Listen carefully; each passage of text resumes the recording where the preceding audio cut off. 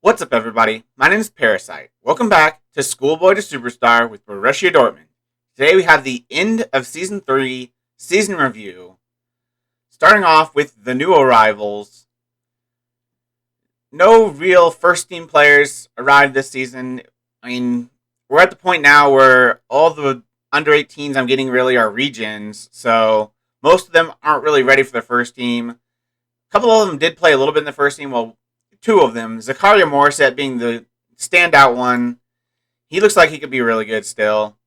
His determination's gone down somewhat for I don't know what reason, but his physicals are getting even better. Again, he's 6'6" with 17 jumping rates, so he's gonna be a monster with that speed, that passing ability, that ball running, ball carrying attributes, 17 dribbling, 17 first touch. I'm really excited about Zakaria Morissette. 5-star potential. He might not ever be a significant part of the first team by the time we finish this series, but I'll try to get him a little bit of game time. The other one that made any sort of impact was Rayan Pino. He came in at the end of the season as well. 10 million from RB Leipzig, I want to say. AS Monaco. 10 million from AS Monaco. Really good dribbling or marking and tackling. Heading. This is just a guy that's not very good in the air, but he looks like he has everything else. He's really fast. He's got good strength. Good aggression and bravery. Maybe he would be better as a defensive midfielder, as like a ball-winning midfielder, since he's not very tall. Like, he's got all the attributes for a ball-winning midfielder. So maybe he plays there, but we've got other options at ball-winning midfielders, so I don't know what we're exactly going to do with Ray and Pino, but he'll be useful. The rest of these guys are just youngsters that have a lot of time left at this club. Tim Sebastian Massoff-Bader, he looks like he could be really good too. I don't know if he's ever going to be a really good striker because of his finishing ability, but he's really similar to, what's his name?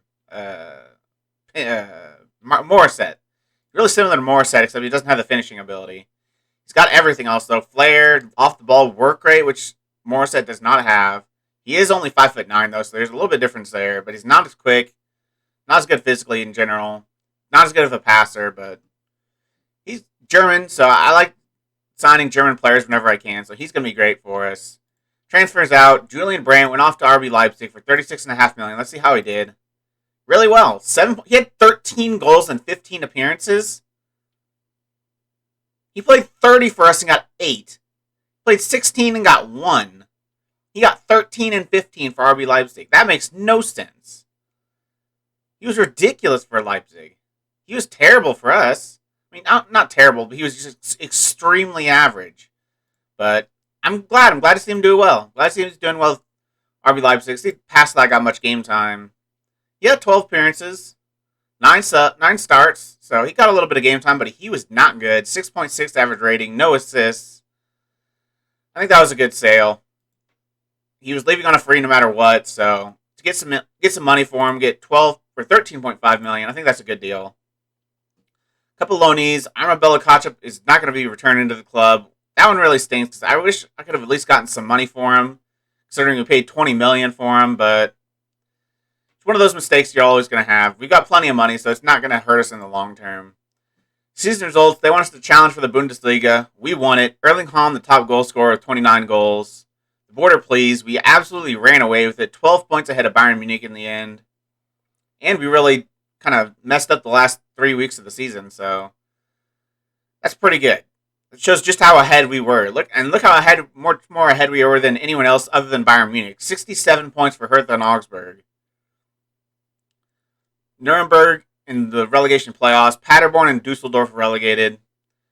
Champions League. They want us to reach the semifinal. We only reached the quarterfinal, but we played Liverpool, so they should kind of understand. Yeah, they understand the team had a difficult draw. Erling Haaland, top scorer, of course. 8 goals. The run-in, pretty easy. I mean, Sociedad and Inter Milan are really good, but Sociedad, I mean, we probably could have gotten easier draws from the second or third pot. But young boys, comfortable victories. Not as impressive as I would expect, but comfortable victories instead. Olympiacos, a really easy draw, but then we got Liverpool, and that was just impossible.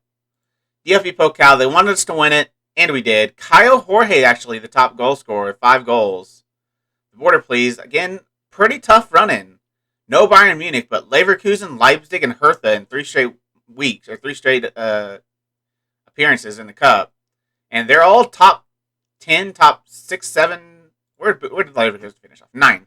So definitely top 10. They're all top 10 Bundesliga teams. So could be a much easier run in. There are even some like Bundesliga 2 teams in like the quarterfinal. Like I could have got a Bundesliga 2 team there. Instead I got Leverkusen. DFL Super Cup, they didn't care, but we did win it. We destroyed Bayern Munich 6-3. Yusufa Moukoko getting a hat trick. Maybe that could be the difference for us next season in the Champions League. If we could have Yusufa Moukoko healthy, because he was so good this season. And we struggled to find any, like, we have 2 good players. And of course we lost the other good one. We have 2 good players in attack. Erling Haaland and Jadon Sancho. And then Yusufa Moukoko was the third. Without Moukoko, we didn't have anyone that could really contribute on a positive basis. Without Sancho, we have only Haaland. So, the attack could be absolutely deadly with those 3, but without them, it's not very good. Our biggest win was an 8-1 win over Union Berlin. Our match to remember was a 6-0 win over Gladbach. Hunt getting a hat trick. And our goal of the season was Jadon Sancho against Real Sociedad. Let's see this goal in the 3rd minute. See if we can see this goal.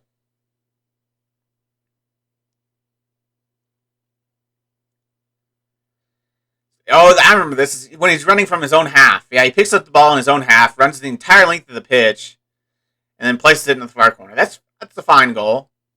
I mean, it's pretty good to score from your own half, but he didn't really dribble around everyone. He just outran them. That's still a decent goal this season. Finances, reputation didn't change because we're already worldwide reputation, 5-star, 120 million from sponsors. Our broadcast revenue went way down. What was that about? It's like half.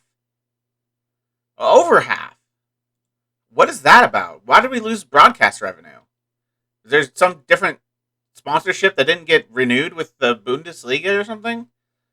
That's questionable. Competition prize money went down a little bit, but still 200 million. Match day commercial went up a little bit.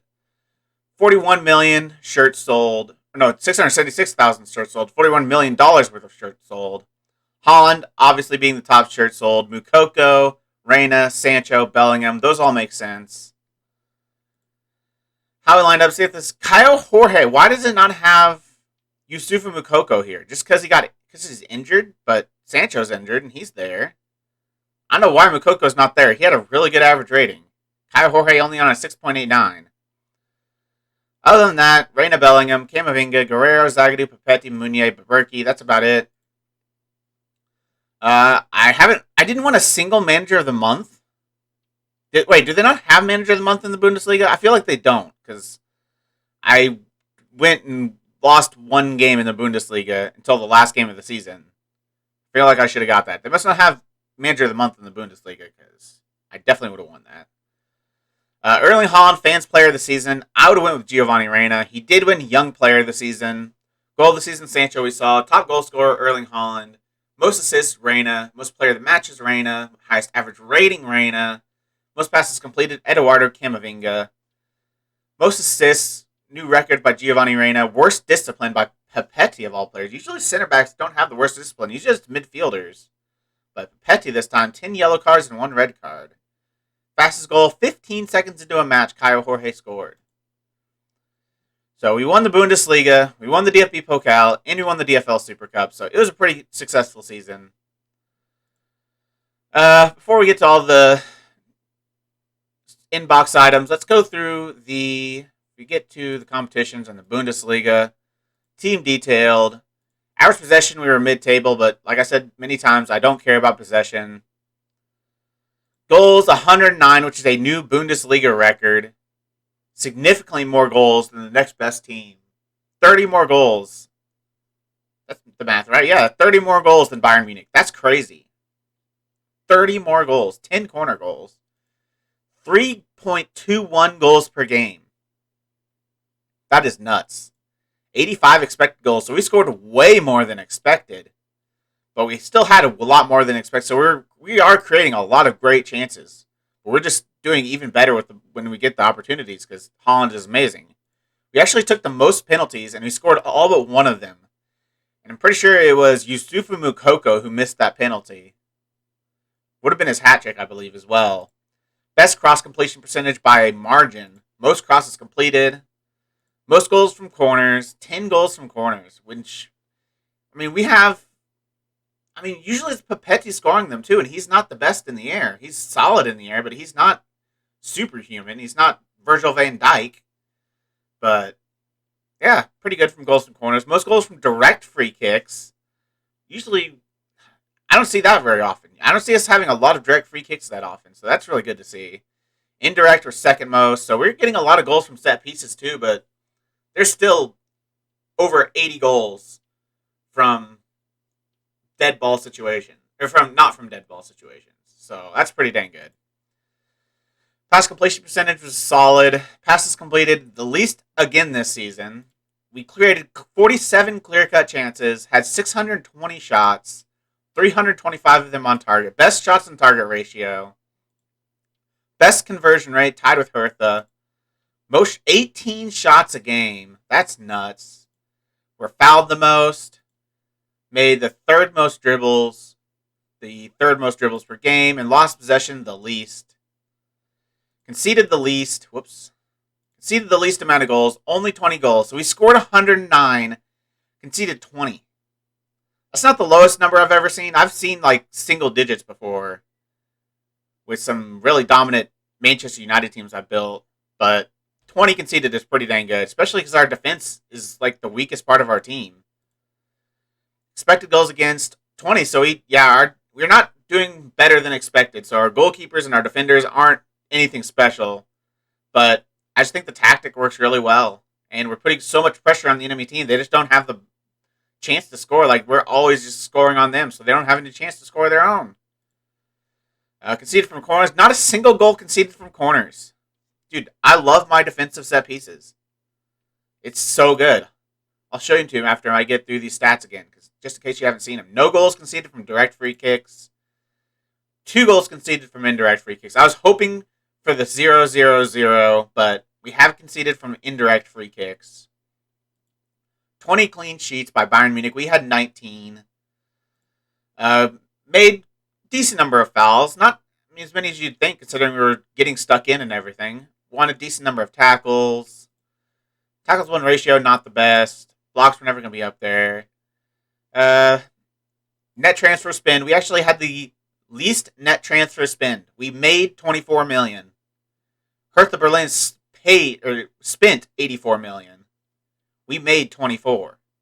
And we were top of the table by a wide margin. Salary, we should be second. We are by still a considerable margin behind Bayern Munich.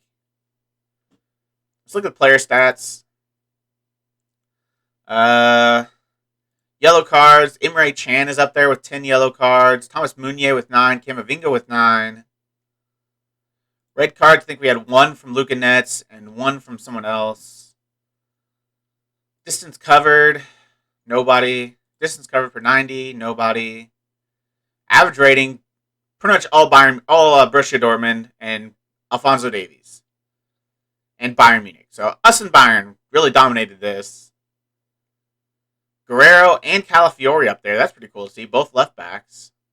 I don't think we won very many headers just because I didn't put that many crosses into our box. Possession won, nobody. Possession lost will be nobody. Goals, Erling Haaland, the top goal scorer. Again, Yusuf Mukoko 7th, and he missed a lot of game time.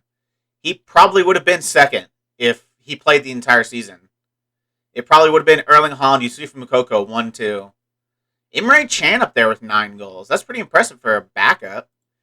Expected goals, Erling Haaland expected 20, scored 29, so he's just so good. Mukoko expected 11, scored 14.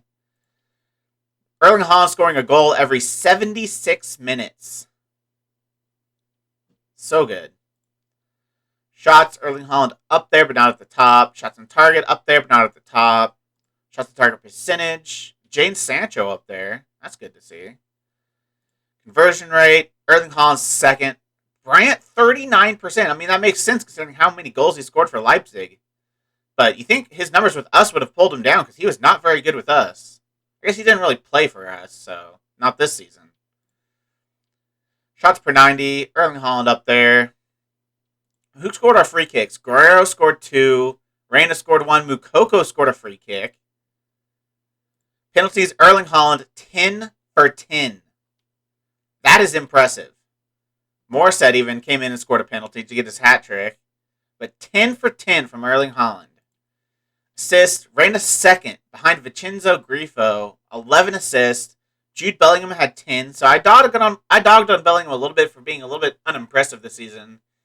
In the Bundesliga, he did well. I just feel like other competitions, because did he get more? He only got 10 assists, so he didn't get a single assist in any other competitions.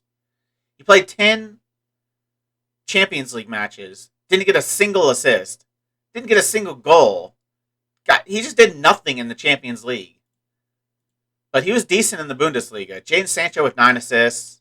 Erling Haaland with 7. I think that's less than he had last season. Assists per 90, Gio Reyna is top, though. 0.82 assists per 90 minutes. He only made 16 starts for us in the Bundesliga? Is that right? I guess he had some definite injury problems, so I guess that's going to be right. So he actually had nearly an assist every single game. Key passes, Gio Reyna second. Jadon Sancho up there. Jude Bellingham towards the bottom with Rafael Guerrero. Reyna had the most key passes per 90. 9.42 key passes per 90. That's nuts. Reyna is a cheat code. 9.42. Like, has there ever been a higher pass per 90 in real life in the top 6 leagues? Ever? Has anyone ever gotten even close to 9 key passes per 90? That started at least 15 matches. That is a ridiculous number. 4.26 for Sancho, 3.73 for Rafael Guerrero. Clear-cut chances created. Alphonso Davies actually led all players. Calafiori with 8.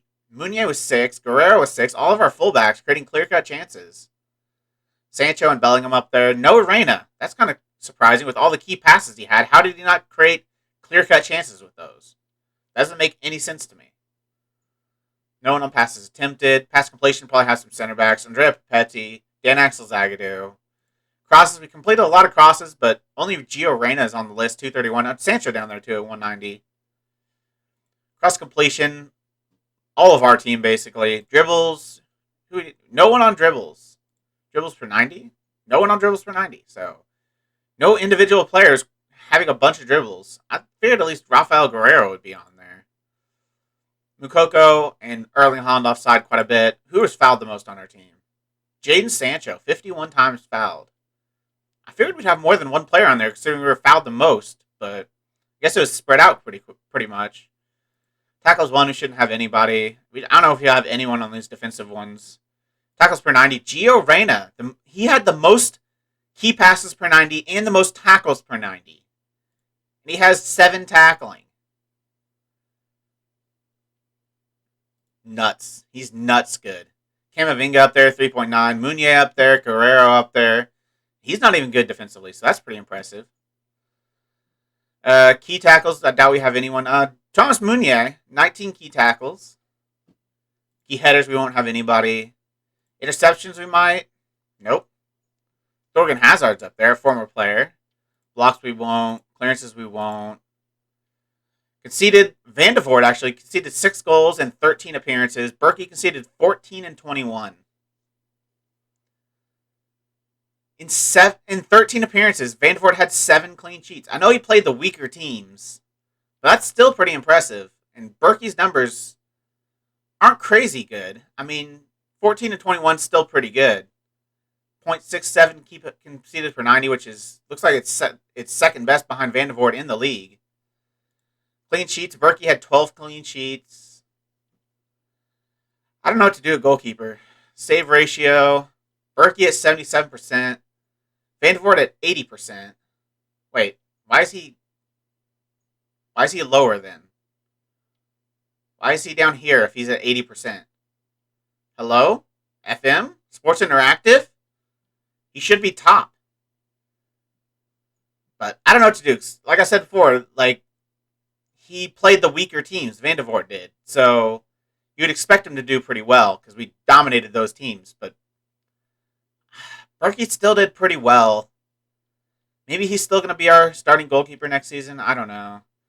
I did say I wanted to go through our set pieces, just show you what we're doing. Let's go for corners. Let's go attacking first. This is our attacking set piece. One man coming short, aiming for the near post. Biggest man on the near post, which right now is a Kanji, but it's usually Zagadou. Other one standing on the near post. Actually, no, it should be this way, shouldn't it? No, I like the lurking at the near post. Lurking at the near post this year seems to do better than attacking the near post. So I have Zagadou there. Striker attacking the far post. Someone arriving late. Someone just sitting in the middle. And two people sitting in the middle. Actually, we usually have one person lurking outside, but that's currently the taker. So maybe I need to switch that around. Move Bellingham out here. Lurking outside the area. Only have the one person in the box. Yeah, let's see. Where's our other striker on this one? Oh, he's in the box. Okay. Let's switch these two. Let's go with that. A little bit had to fix because of the left winger currently being a striker, but yeah, that's our attacking set pieces. Did pretty well, but our defensive ones, this is where we make our money. 6 players, and one at the near post, one near center, one in the center, one at the far post center. 2 players in the box, one on the edge of the area, one up front, and 2 on the posts. It's been really good for me this entire FM21, so it's a very good set piece tactic. Finally, we'll go over some of our expectations, our end of season team meeting. They want us to play attacking football, develop players, obviously, entertaining, under 23, gonna do that. Don't sign players over 30, we won't do that. Sign German players, I'm gonna try to do that. High tempo pressing, definitely want to do that. High reputation, not as much. Most reputable team in Germany, most reputable team in Europe, and biggest team, maintain the club status as the biggest team in the world. Are we the biggest team in the world? I would be surprised considering we haven't won the Champions League the last 2 seasons. Where can I see that? World. I want to see just world. There we go. International rankings, I don't want that. Club list. We are the biggest team in the world. Wow. We have the most reputation of any club in the entire world. More than United, more than Liverpool, more than Madrid, and more than Bayern Munich. Barcelona. That's so depressing. They're so low. I mean, they're 6th, but still. They should be like 1st or 2nd. But we are the most reputable club, the biggest club in the world. No wonder Han has agreed to sign with us for more seasons. He wants to challenge for not even win it. They want to challenge for it. We'll definitely do that. They want us to reach the semifinal again of the Champions League. I don't know about that. We'll accept that vision. End of season team meeting.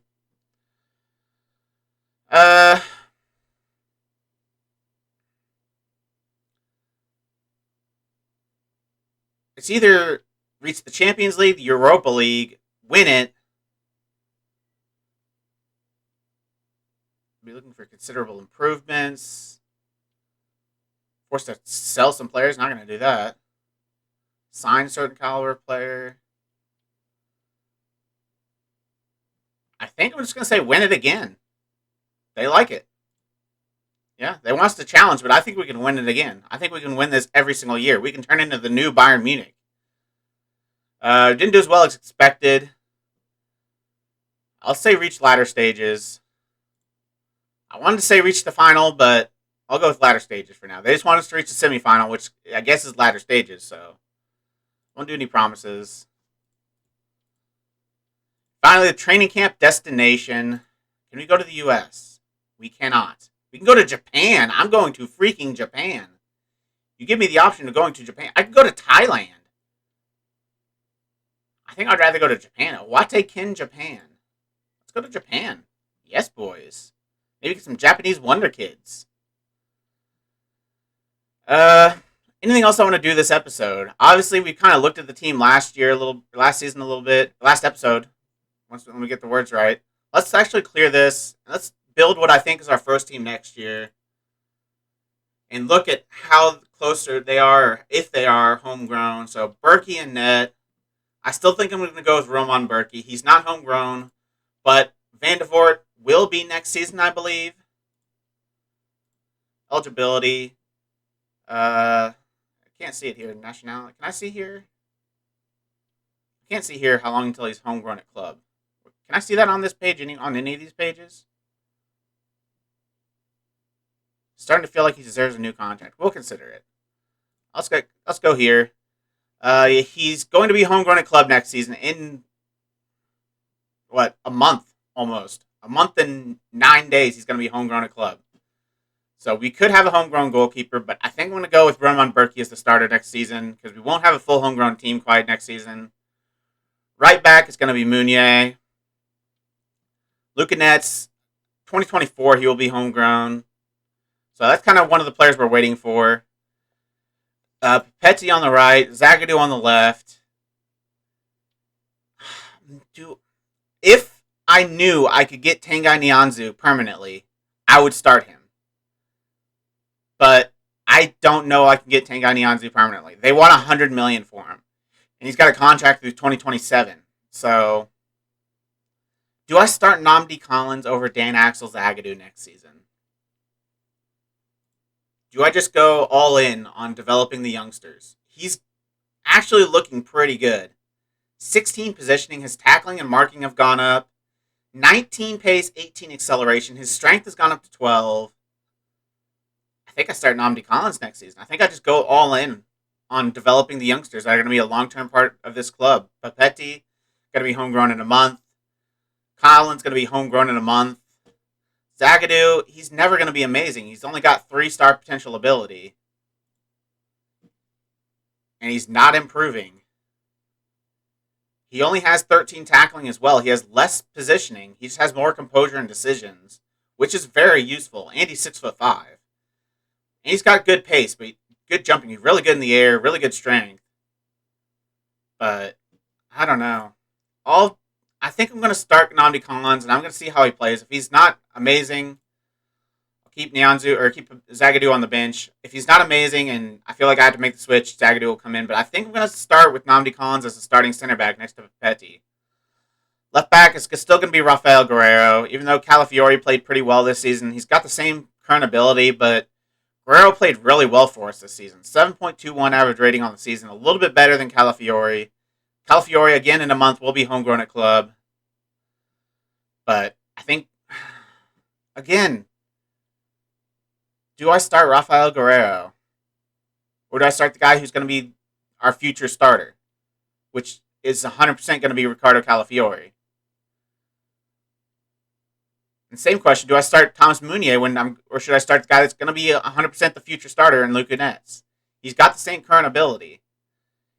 He's growing massively. Meunier's still pretty good, though. That teamwork and work rate is very important for this high-pressing team. I'll make those decisions later. I'm still going to go with the team I think gives us the best chance of winning right now. They'll still get plenty of game time. Camavinga, defensive midfielder. Midfielders of Jude Bellingham and Gio Reyna. Right wing is going to be Jadon Sancho. He's only out for another month. Basically another month. And then up top, it's going to be Erling Haaland and Yusuf Moukoko. He's coming back in about a month as well. He's definitely going to be the starter once he's back.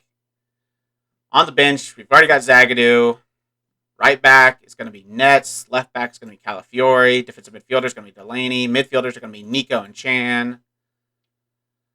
Right side, I think it's going to be Rayan Cherki as the backup on the bench.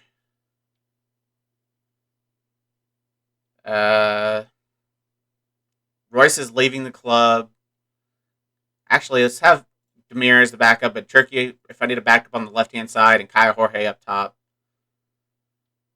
And Cherki can play striker if we need to. Demir can play striker if we need to. So pretty much the same squad we saw this season. Really, the only difference is Nnamdi Collins. Maybe Calafiori on the left. Maybe Netz on the right.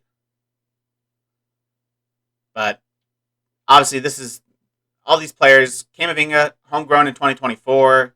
Bellingham, homegrown in a year. Sancho, already in a month. Reina already homegrown, Sancho already homegrown, Holland already homegrown, Mukoko already homegrown. So we're literally just waiting on Camavinga and Luka Netz. And then we can actually field a full 11 that is homegrown at club in the Champions League. That's exciting. That's very exciting. So not very far off to maybe completing this series. But that's going to be the end of this episode. Next episode will be the start of our 4th Bundesliga season. I don't think we have anything scheduled yet. Nothing's been scheduled. So, actually, before I do that, I want to get to who wins the Champions League. So I'm going to advance a little bit. We'll see who wins the Champions League. I'll get back to you in a second when we find out who won it.